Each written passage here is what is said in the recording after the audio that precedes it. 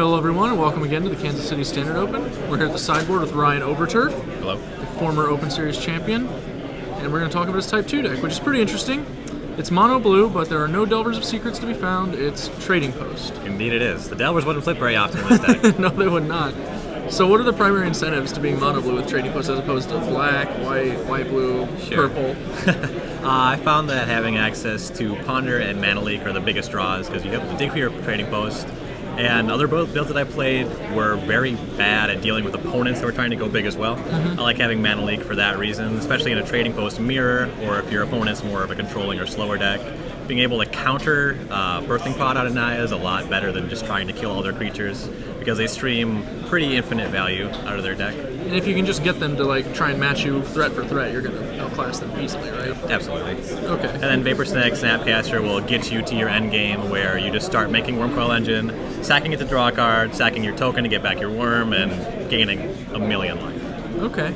So a lot of these cards are pretty typical for Trading Posts. We've got the Ichor Wellsprings, Pristine Talisman. People are used to seeing these in the list. Yep. You're only running 2 Trading Posts. That's true. I had a third at one event I played, and drawing a second didn't really matter. I only had one Metamorph at the time. Okay. So I just, in any situation where I want a second Trading Post, I'm just going to copy it with a Metamorph. Because you only really need to find the one copy. And sometimes it's fine to just, like, you can usually ponder into it, and you can win without it a number of times. Sure. Beyond that, we've got the Snapcaster core that we already talked about, but you've got, where Delver has, the standard probes and thought scours and all that stuff, you've got some other cards to flashback. Vapor Snag in this deck plays a very different role. And I was actually going to ask you, did you consider Unsummon? Because I feel like you might want to bounce your own guys a little bit of the time. Sometimes you target your own guys, but also I've gotten into a few situations where you can get in a few hits with Wormcoil, but then your opponent is able to stabilize somewhat, so it gets difficult to attack.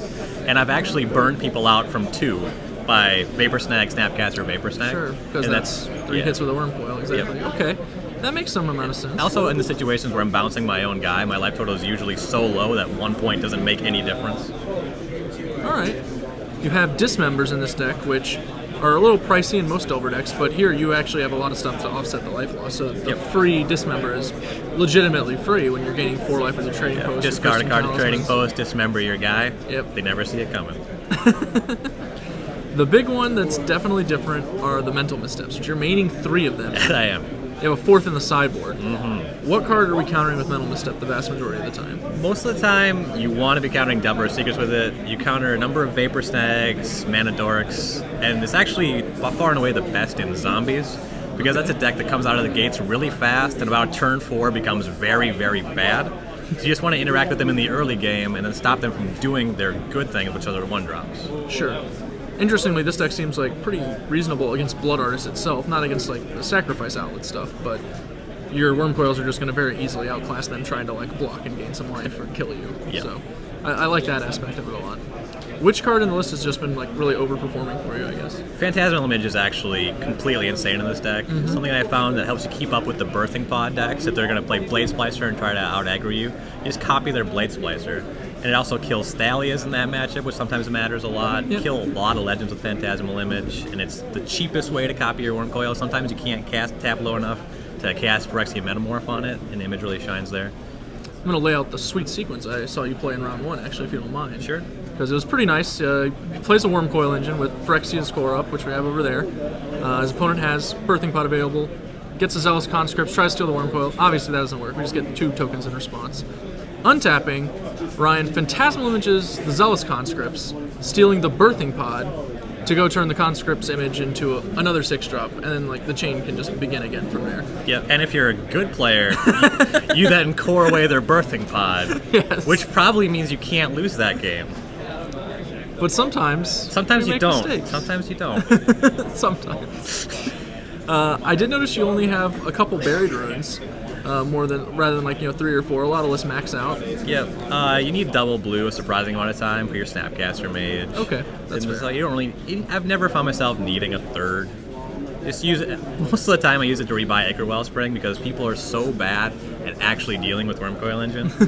So you just need the 1, maybe the 2. Yeah, because you cast 1 and then you copy it next turn, and they're dead. They don't know it. Sure. It's a lot of the ways that the Grand Architect decks that caught on a little were really just beating people to death. And just like, deal with this, deal with this, deal with this. You stop, so. Yep. Moving on over to the sideboard.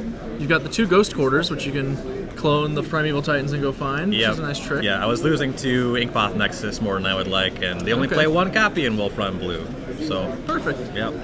We've also got 2 Consecrated Sphinxes to supplement your Wormcoil engines as 6-drop. So where are we bringing in the Sphinxes? Any place that I feel like they're going to be good at interacting with Wormcoil, you can't always wait until you have 8 mana against Birthing Pods, so you're not good against conscripts, and grabbing your 4/6 matters a lot less than grabbing your 6/6. Okay. And they can just pot away your worm when they grab it too sometimes. That's really grim. Very bad for you. And you also want it against just like the Dungrove Elder decks, which have pretty narrow answers to any of your 6-drops. You just want to be able to draw them more often. And also, a lot of matchups you want to board out Trading Posts if you expect that they can kill it, or it's just way too dirtily against Delver, for example, and it is an engine to itself. That makes sense. So you sort of just morph into much more like those Grand Architect decks, actually, where you're just like cantripping your way into Wormcoil engines, other 6s and clones. Yep. Sweet. We've also got 3 Steel Sabotage, which is one of my favorite counter spells in the format. It's very sweet. Played the card a lot in Block Constructed. It was so good. The Tez deck with the Sphinxes? Yep. That was my favorite too. Absolutely. And we have those for any incarnation of the Mirror. And also you want 2 against Pike Blade, or whatever the deck's called, the Mono Blue Wizard deck with Pike, whatever. Because Runechanter's Pike is the card that's killing you. Augur of Bolus does not concern you at all. Being able to counter their equipment matters a lot in that matchup. And you have a fair number of answers to Tower in himself also, between the clones and dismembers and just actually leaking that guy, assuming you can get it through the cavern. Yeah, and presumably you're drawing more cards than they are, so snagging the tokens will let you stabilize pretty alright. Alright. Well, you're 1-1 right now after taking that loss to the pod deck. Yep. But so far you've played a couple rounds. You said you've played the deck before. Is this pretty much, are you happy with where you're at on it? Yeah, I'm very happy. For a while I felt like the list was kind of 1 card off, and that was when I had like the 3rd Trading Post, or I thought about a 3rd Wormcoil engine. I think that the 2nd Metamorph is where I want to be. Okay, excellent. Well, Ryan, I'm going to go ahead and wish you good luck. We've got another round coming up. You're playing round 3. I'm doing some coverage stuff. That's us from the Sideboard. Thanks a lot. We'll see you in the next one. Thanks.